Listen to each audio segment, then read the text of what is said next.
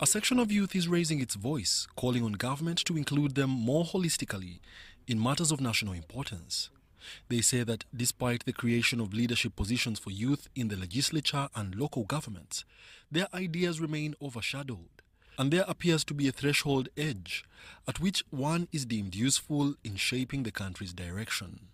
If you can give an example of the Parliament of Uganda, so many youth topics and bills have been fronted on the floor of Parliament. But all you see, these are, all generations coming and debating and giving their views. You have never had the Honorable Speaker saying, let's hear from the MP representing Youth Central. Let us hear from such MP representing the youth to hear their views. These young adults point to the low quality of education in Uganda, especially in rural areas, and the lack of clear mentorship structures from the current leadership as key contributors to graduate unemployment and other key sectors. One time I was having a conversation with the executive director of UCC, and he was telling me in their times when they were still young, they had a lot of people that were mentoring them. That's why those days, like back then, 2000, 2004, a number of people that were taking up most of the spaces were young. They were in their 30s, early 30s, late 20s. But right now, the rate of mentorship has decreased. Why? Because someone will feel like if I mentor her, in the end, she'll come up and take up my seat.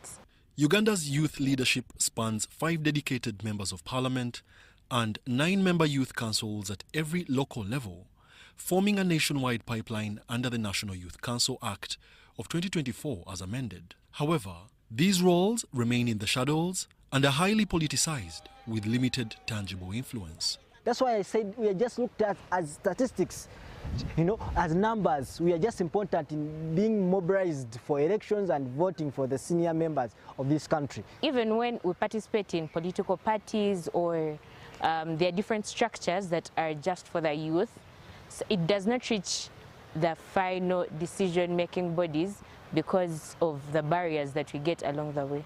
These young minds are calling on the youth under the age of 35 to equip themselves with vast amounts of data and knowledge about Uganda and other countries as they continue to challenge the status quo.